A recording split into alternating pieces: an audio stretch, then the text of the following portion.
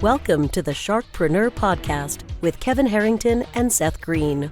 Kevin Harrington is the inventor of the infomercial, one of the original sharks from the hit TV show Shark Tank, and has generated over $5 billion in TV and digital direct response sales. Seth Greene is the world's first trusted authority on cutting-edge direct response marketing, a best-selling author, and the only 3-time Marketer of the Year nominee. On the podcast, Kevin and Seth interview sharkpreneurs who share straight talk on what it takes to explode your business. 49 faces looked to him in triumph. Over the last 12 months, they had each taken turns and promoted his business for a week at a time, driving over $987,342 in revenue. What if you had a network of 50 centers of influence who promoted your business every week for a year? Grab your copy of the #1 Amazon best-selling book, The Ultimate Guide to Growing Your Business with a Podcast, at 33% off the Amazon price by going to ultimatepodcastbook.com. Again, that website for 33% off the Amazon price is ultimatepodcastbook.com. Welcome to the podcast. This is your host, Seth Greene. Today, I've got the good fortune to be joined by Daniel Aaron, an author, professional keynote speaker, entrepreneur, and investor. He is a pioneer in the new fields of spiritual leadership and spiritual entrepreneurship for more than 3 decades. And he is the author of The Art of Spiritual Leadership, 40 Laws to Transform Your Life and the World. Daniel, thank you so much for joining us. It's a pleasure and an honor. Thank you for having me. The honor is all mine. So let's go back in time just a little bit. I know some of it's in the book and we want everybody to get the book, but how did you get started? How did I get started? Well, I was born in Maine, full-blooded maniac. I grew up on the standard American SAD diet. Fat, shy, and depressed was my childhood. Nonetheless, I made it through childhood, my mid-20s. God, which is not a word I could have used at that point, grabbed me by the hair, which was on my head, not my chin at that point, lifted me up and said, "There's more to the world than you've been seeing." And it was awesome. It was amazing. It changed everything in my world. It was blissful. I tasted oneness. And it was also horrible because I didn't understand it. I didn't know how to communicate it. I didn't know how to live what I'd seen and experienced. So when my feet came back down to the ground, I realized I got to figure this out, how to be spirit in human form. Not that I had that kind of language then either. And then I got obsessed with personal and spiritual development. So for the next 10 years, that's all I did was go from training to university to center to ashram to healing modalities, certificate, you name some kind of modality, I probably got certified in it in those days. Awesome. And then how did that take you? I know the longer version is in the book. We obviously want to tease people and get them to get the book. How did that take you to what you're doing now? Yeah, well, in that process, of course, as I was learning and growing so rapidly, it became natural for me to offer to other people. So I started coaching and teaching early on in that journey. And then about 10 years after that initial divine whack upside the head, what I got was another one which said, "Hey, it's time to put down roots." And that brought me to living overseas in Bali, where I lived for many years and built a center. And I realized that part of the reason for that injunction from the divine was to put down roots so that I could be of better service. So I had the good fortune of working with a lot of people there and being able to serve them. That is awesome. What are some of the biggest misconceptions or mistakes people make when trying to evolve into this new spiritual leadership and spiritual entrepreneurship that you're kind of leading? Well, the first thing that comes to mind is we mistake this thing called imposter syndrome, right? And just in case it's not obvious what that is, imposter syndrome happens for everybody. It's this thing that where we go, who am I to fill in the blank? Say this, do this, offer this, lead this, share this, teach this. And what often happens for people, the mistake is we think, oh no, I don't feel ready. I feel like an imposter. So that means I shouldn't do that thing. When in fact, the imposter syndrome actually is a good sign. It's a sign that you're on the right track. It means you are growing, and your growth is what's going to be of most service to other people. That makes absolute sense. What is your definition? Let's go through both of them. What's your definition of spiritual leadership. Yeah, it's true. I mean, because everybody knows those words, but they're not that often put together. And spirit leadership seems fairly obvious, right? People understand that it's on that maybe not on one level, it's having an influence over, having a beneficial impact upon, and that starts with ourselves. So everybody's a leader on some level. We're all at least leading ourselves effectively or ineffectively to get the results that we want. And then maybe having a more exerting role in some way by impacting others in our family, our community, or maybe in a company or an organization. That's all leadership. The spiritual aspect is a little slipperier slope to define because we don't really understand spirituality very well. Like we can measure somebody's physical health, right? We got all kinds of ways of measuring that, or somebody's wealth. We know how to measure that. But what is spiritual? So as I asked myself that question, I came up with two metrics for it. One is how comfortable is somebody with themselves? How comfortable are they in their own skin, right? The more comfort they have created with themselves, which you could say is self-acceptance, self-love, the more of that, the more, quote, spiritual they are. And then the second aspect is how much good are they giving to the world? How much love are they extending? How much service are they offering to others? So that's how I define the two pieces. I think those are pretty. That's a pretty good definition.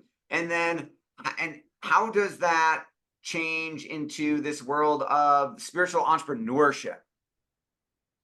Yeah, well, there's two sides of that as well. There's people that are entrepreneurs that are doing well, that have figured out the worlds of business and finance, and they're out in the world and they're making money and they're building companies and they're building wealth, but somehow on the inside they feel like incongruent or unsatisfied, or maybe in some way actually that what they're doing is in conflict with their values. And so they need to harmonize those two. Or on the flip side, there are people that have done a lot of, quote, spiritual work and have these great values and big hearts, yet they haven't figured out how to create business and wealth and finance in a way that works for them. So in either case, it's like, how do we help people to have both of those aspects working in their life? The business and financial part, as well as the values, the spirituality, the heart part of it. And then, I mean, you mentioned the whole feeling like it's not aligned. Are there any common like warning signs that we would know, hey, someone's not, that universe or whoever is knocking on our door and it's time to kind of evolve to the next level and do more in the world? Yeah, well, I think there are warning signs. There's a great quotation from Lazarus. He says, if you can hear the whispers, you don't need to hear the screams. So I've worked with a lot of folks, and sometimes people come because they're like, I got a feeling that something's not quite right. I feel like I'm missing something, or I'm not fulfilled, or I've got all this stuff, but I feel empty inside.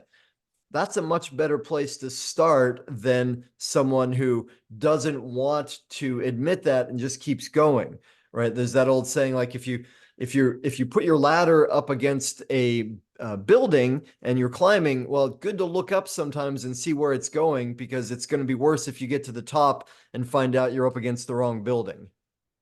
Yeah, absolutely. And what inspired you to write the book?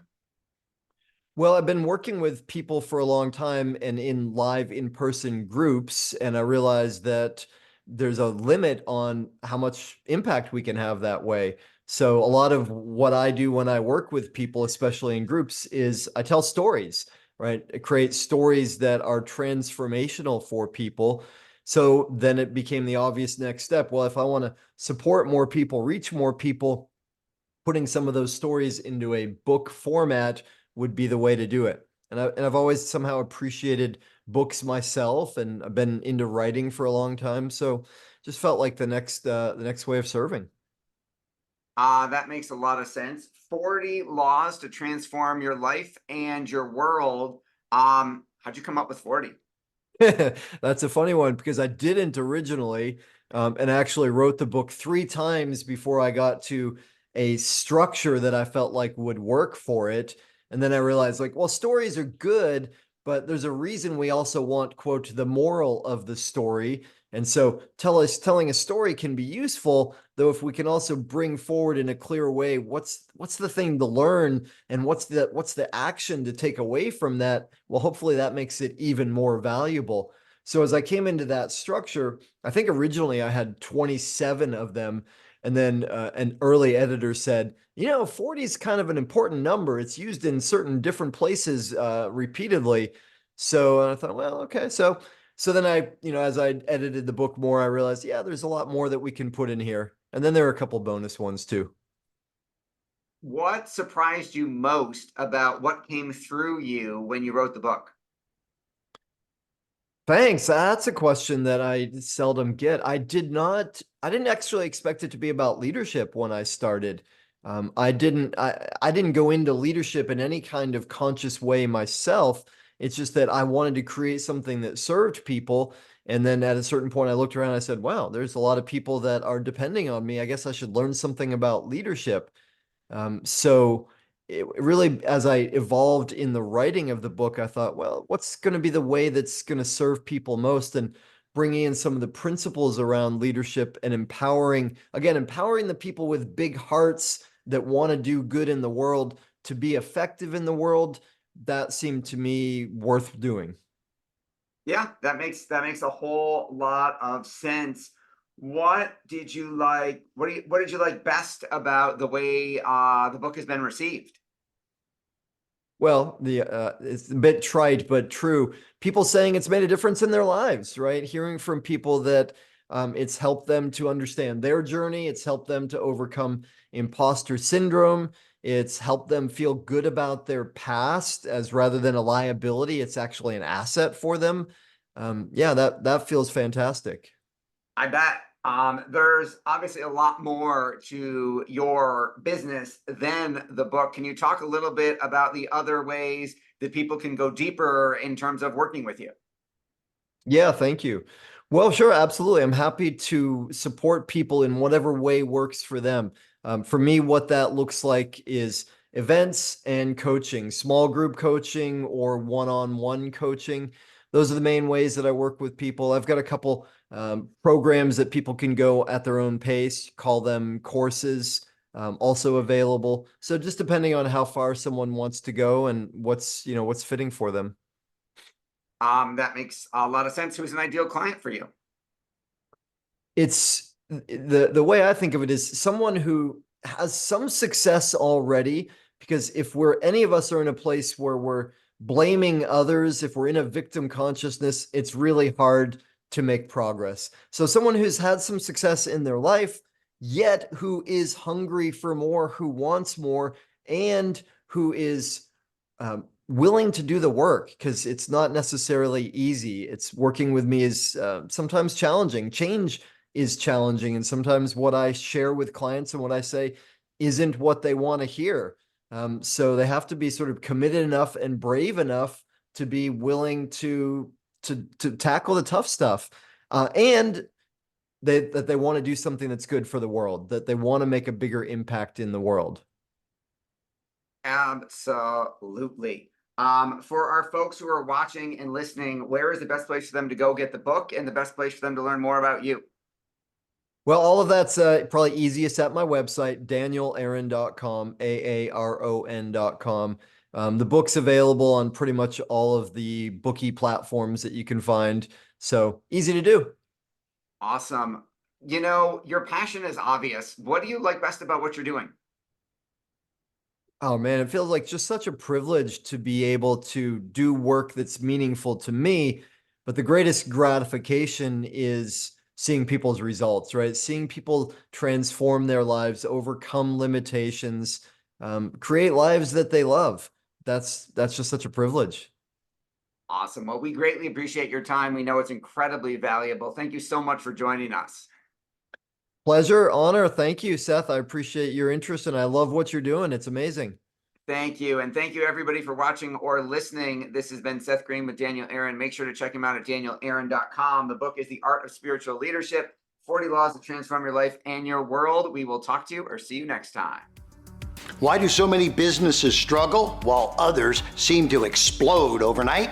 Do you wish you had the secret to this type of exponential growth?